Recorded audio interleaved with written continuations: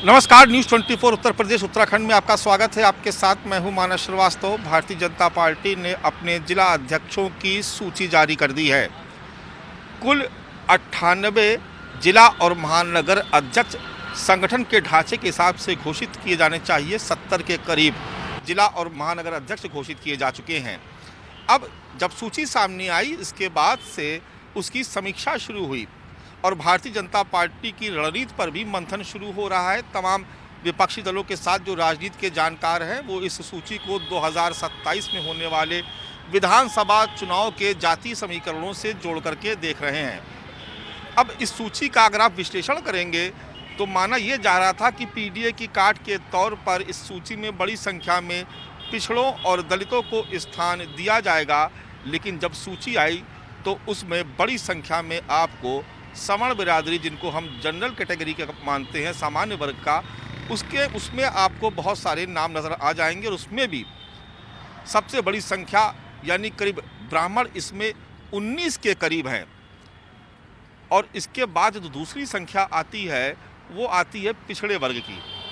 पिछड़े वर्ग की तमाम जातियों को इसमें स्थान दिया गया, लेकिन अगर आप विश्लेषण करेंगे तो 70 सीटों में से करीब करीब 6 सीटें, जो 6 जिलाध्यक्ष हैं वो अनुसूचित जाति से यानी दलित बिरादरी से घोषित किए गए। इसमें 5 महिलाएं भी हैं। इसके अलावा बड़ी संख्या में यानी 35 से भी ज़्यादा सवर्ण बिरादरी के लोग और करीब इतने ही तकरीबन इसी के आसपास जो है वो पिछड़े वर्ग के लोग आए हुए हैं। और सवर्ण वर्गों में भी यानी सामान्य वर्ग में भी 19 ब्राह्मण, उनको जिला अध्यक्ष, महानगर अध्यक्ष बनाया गया है।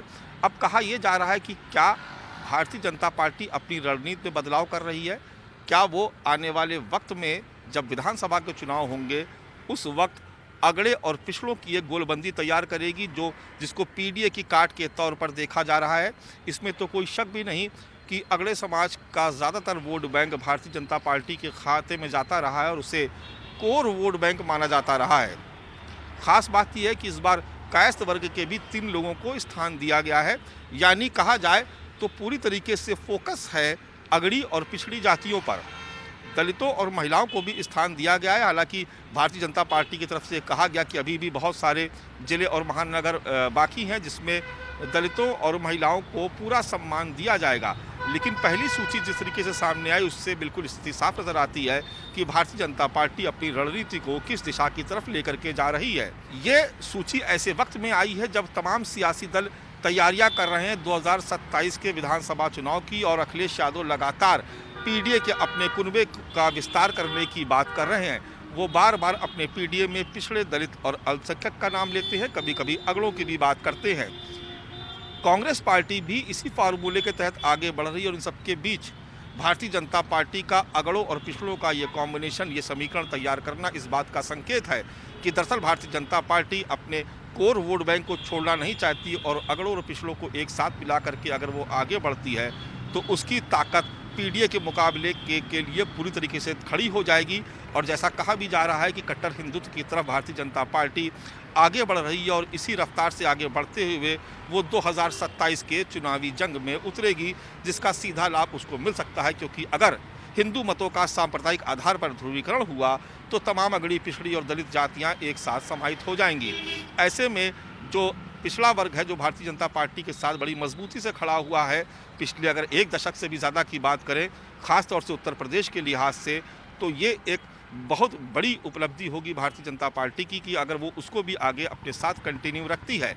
और ऐसे में सवर्ण बिरादरी के लोग जिन पर तमाम दूसरी भी सियासी दल डोरे डाल रहे हैं, दरअसल भारतीय जनता पार्टी उनको अपने पाले में ही रखना चाहती है। इसलिए शायद उसने इस रणनीति का इस्तेमाल किया। इसमें भी कोई शक नहीं कि 2007 के विधानसभा चुनाव में मायावती ने जब अपनी पार्टी में ब्राह्मणों को स्थान दिया और सतीश चंद्र मिश्रा से लेकर नकुल दुबे तक और अंटू मिश्रा जैसे तमाम बड़े चेहरे, ऐसे चेहरे जो कभी पर्दे के पीछे थे, वो भी सामने लाए गए और तमाम जो ब्राह्मण बिरादरी के जो लोग थे वो मायावती के कट्टर समर्थक के तौर पर उतर करके सामने आए। और ऐसे में मायावती ने उत्तर प्रदेश में करीब करीब 3 दशक का सूखा खत्म किया, जहां पर गठबंधन की सरकारें बनती थी और बाद में गिर जाया करती थी। लेकिन मायावती ने इस मिथ को तोड़ा, इस परिपाटी को तोड़ा और 2007 में पूर्ण बहुमत की सरकार बनाई। अब भारतीय जनता पार्टी को भी ऐसा लगता है कि ब्राह्मण वर्गों को साथ में अगर लेकर के चलते हैं तो ये राह आसान हो जाएगी और शायद यही वजह है कि जिला अध्यक्षों की जो सूची जारी हुई उसमें भारतीय जनता पार्टी ने अगड़े और पिछड़ों का एक ऐसा समीकरण, एक ऐसा संतुलन खड़ा करने की कोशिश की जिसे शायद पीडीए की काट के तौर पर भविष्य में देखा जाएगा। धन्यवाद।